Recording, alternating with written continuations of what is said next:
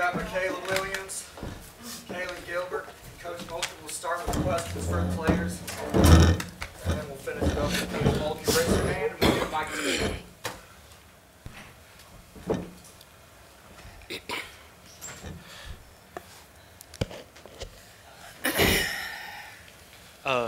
Kailyn, for you, just how much did it help that y'all had played Washington zone and just knowing how to attack it, especially you being able to get inside? Zone is something we work all the time in practice. I feel like a lot of people are going to zone us this year. So, yeah, just continuing to work on it, and yeah. For both you guys, you went down 5 with 23 seconds left in the fourth. You know, what were you thinking at that point? As long as there's time on the clock, we still have a chance to win. That was the only thing on my mind. And then just staying disciplined when we were playing and making shots, and a little bit of God is what happened. So, yeah, we've been down before, you know, in Bahamas. So, just knowing that, hey, we put in the work, so this is just keep going with it. Kailyn, what did you see today, and how are you feeling out there? Feeling very confident. You know, Coach Mulkey starting to believe in me more, so yeah.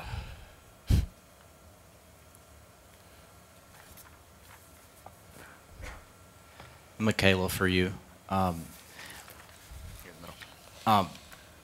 Just talk about just stepping up for this team. You guys didn't have the lead at all in this game until overtime, but you kind of, I think you scored 9 points in the last 5 minutes and 20-something seconds ago in regulation. Just talk about maybe why you felt the need to kind of step up and maybe be that A1 player for the team in that moment, and when did you feel like you could be the player that maybe sends this game to OT and potentially for you guys to win? right. I mean, with the guards that we have and the team that we have, on any given night, it could be anybody's night. And it just so happened to be my night tonight. And I knew my shot was falling. And at the last play, I realized that they were sagging off and playing on. So I just decided to make a play, and the rest was history. From you guys' perspective, what was Stanford doing in the first half to make life tough on y'all offensively, and how did you figure things out late? It wasn't really much of the offensive end. I feel like on offense we just needed to hit shots, and late in the game we did finally hit those shots. But it was the defensive end. Those cuts, they're really disciplined, and you can tell they work on that, and that's like their offense and their system. So we finally adjusted to it late, and were able to come out on top. Yeah, Mikaylah, just you kind of mentioned it there, but how tough was it to guard there? You know, 5-out offense, cutting, shooting. Just what was the challenges? The biggest challenge was being disciplined for the full 30-second shot clock. We knew in practice that they were going to run the whole 30-second shot clock, and it was just sometimes in point game where it was they had a lot of hot situations, less than 10 seconds on the shot clock, and we kind of broke down a little bit, and we eliminated that late in the game, and that's how we kind of came out on top today. Kailyn, you're not the biggest player on the court, obviously, but you seem pretty relentless when it comes to attacking the basket. Obviously, we saw that in the Washington game again tonight. What is your attitude, your mindset to going in there with the taller players and trying to score and get to the basket? I mean, I always say I don't feel like I'm short. I feel like I'm 6 foot walking around. So, yeah, I mean, I don't see nothing when those girls are in the paint. They're women just like me, so. Mikaylah, you're obviously focused on what's going on the floor. Did you notice that a lot of people left the game? I did, and I took names. I won't see them in church Sunday because I'll be gone, but I'll catch them next Sunday. I saw it. Sure did. We were down, I think, 7 with about a minute and something to go. Some of them turned back around. Yeah. You know, once I saw them walking out, I was like, okay, maybe fair they don't. weather fans. Let me be the bad guy. I saw who they were.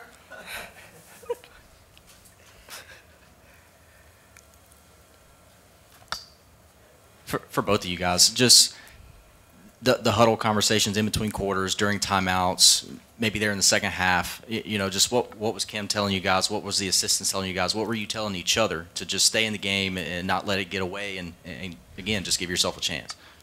The huddles were very intense. Every single one of them was very, very intense. But I feel like we all had our focus and we were all locked in on what Coach Mulkey was saying, and just going into the game and executing what she was saying in the huddles. The thing about this game is we are intense in there. You don't take anything personal. These kids belong to me and I belong to them. We chose each other. And I'm not the only one that gets up in them and challenges them. And I could never imagine being a passive coach. I could never imagine playing for a passive coach. Because I tend to think kids are a reflection of the coaching staff. And we're not going to give up on them. And they played till the clock ran out. And that's basically how you won the game. Got time for a couple more here with these girls. Mikaylah, just since that Washington game, now 3 games where you've been really good. Just what has the mindset been like, and just how have you bounced back? The Washington game is in the past. I can't do nothing about it in any further games going forward. So just leaving the Washington game in the past, and then even my teammates and my coaching staff instilling that confidence in me to continue to shoot and continue to give me the ball late in the game to make those big shots. So as long as I know they got me, I got them. Mikaylah, y'all headed to Bossier in the next couple of days. What is that game gonna mean to you to get a chance to play up there? Ooh, I'm excited. I feel like probably at the end of the game it's going to get a little emotional because I just want to show the little girls from where I'm from that it's possible. It's possible to be on a big stage. It's possible to be good on a big stage, and you can do it all right at home. Thank you, girls. Good job, guys.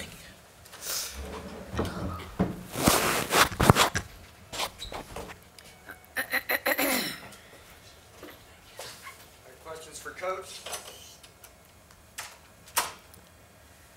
So, Coach, walk us through the decision to, that last play, put the ball in Mikaylah's hands, and how did you come up with that and execute it? Well, actually, let's back up on how we got into overtime with Flage's defensive ability right there. That was as good as you'll ever see. And what I drew up wasn't exactly for Mikaylah. It just didn't pan out. But it was to get it in Mikaylah's hands, but it was for KG coming off real quick, because I wasn't going for the 3 right there. I was going for the tie. And then Mikaylah, I said, if you fumble it or we can't get the handoff, Morrow, you go set a screen for Mikaylah to come off. She didn't have to even use the screen. And so that's what happened. Hey, Coach, what did you like about going small tonight? And I didn't like it, but it won for us, so I loved it. You know, I always learned this from the best that I played for. You can game plan all you want. You can be, we worked 3 good days, had great scouting reports, great practices, and then everything can be thrown out of the window based upon what's taking place on that field or on that court. Never did I think I would have to go small for as much as I did. But you make decisions in the heat of the game, and sometimes they're the right ones and sometimes they're not. Tonight it was the right decision. And I just felt like we could guard all those cuts and three-point shooters, and not just that, how they just were taking us off the drive. I thought we could guard them better with smaller players, and it worked. Talk about Stanford. Are they better than their record? And yes, for most of the first half, they were shooting almost 72% from three-point. I don't know how they're not ranked, but that's for you guys to decide. Don't y'all get to vote on that stuff? I don't know who votes on rankings. I think there's 2 or 3 polls. Stanford is Stanford. Tar's not there anymore, but that entire staff is Tar Vanderveer's legacy. You got a couple of them that played for her, several of them that have been on her staff for years and years. What you saw tonight was Stanford. It's the Stanford 10 years ago. It'll be the Stanford 10 years from now. And what they do is just outstanding. It's almost positionless basketball is what it is. Why was Kailyn so effective tonight? Mikaylah? Kailyn. KG just, she's deceptively quick. She looks sometimes like she's not playing hard or going faster or as fast as she can, and then all of a sudden she's got that little explosive step to get in the paint and make things happen. I thought, again, her on-ball defense was good. She would get over screens. She would be down in them. You know, that kid had tears after the game, and it's her journey. It's her journey and what it means to her.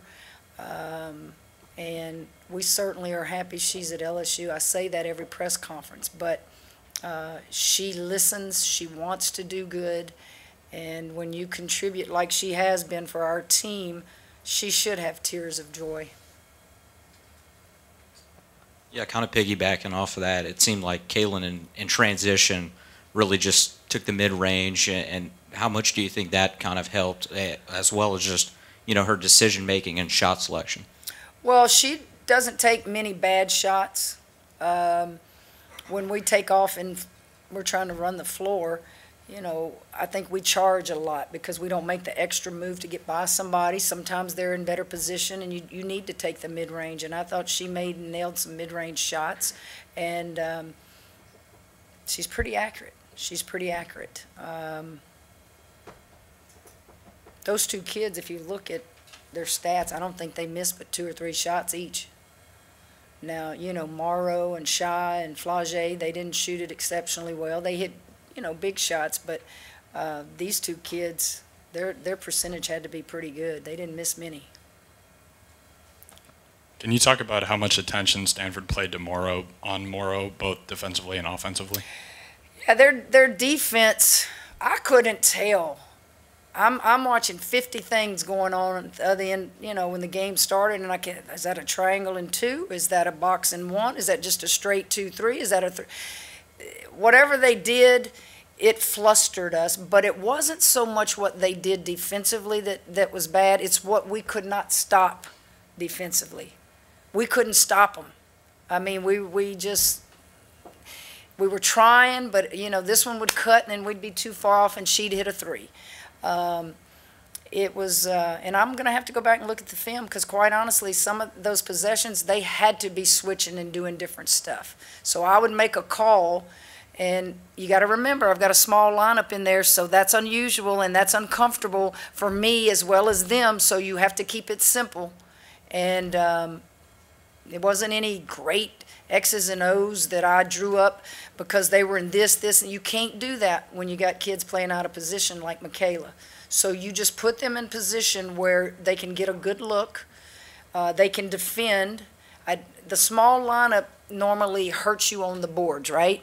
And I just felt stay with it because we're not getting killed anymore on the boards either because they spread out with all of that. So help us rebound guards, and let's see if we can't chip away at this lead.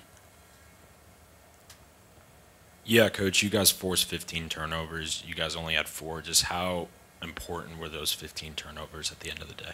Well, they were important. I used my last timeout pretty early.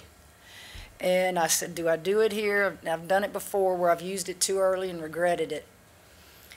I used it early because we were absolutely exhausted. And I thought if we're going to have any chance of making a shot, we got to just take a breath right here. We just got to take a deep breath right here. So I used it.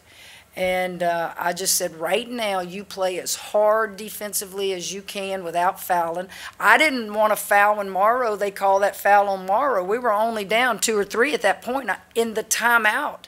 I said, there's a 4-second difference between the shot clock and the game clock. Do not foul. And she fouled. Now, she tells me, Coach, I didn't mean to. I didn't think I fouled right there because I was going to get really upset with her that you're not listening in the timeout. But she did listen, and I'll have to go back and look at the film. So there were just a lot of questions and teaching moments that we're going to enjoy in the film room, particularly after a win like that versus a loss. So I thought that we guarded them better just with the smaller lineup. Got time for 2 more here.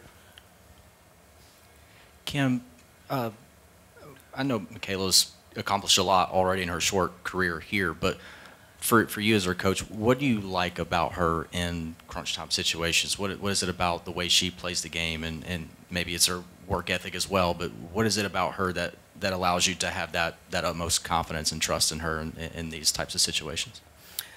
Mikaylah, she works on her off days. She's always in the gym. As she will tell you, all I know to do is work, Coach. That's how I was raised. The thing I work with the most with Mikaylah is she's hardest on herself.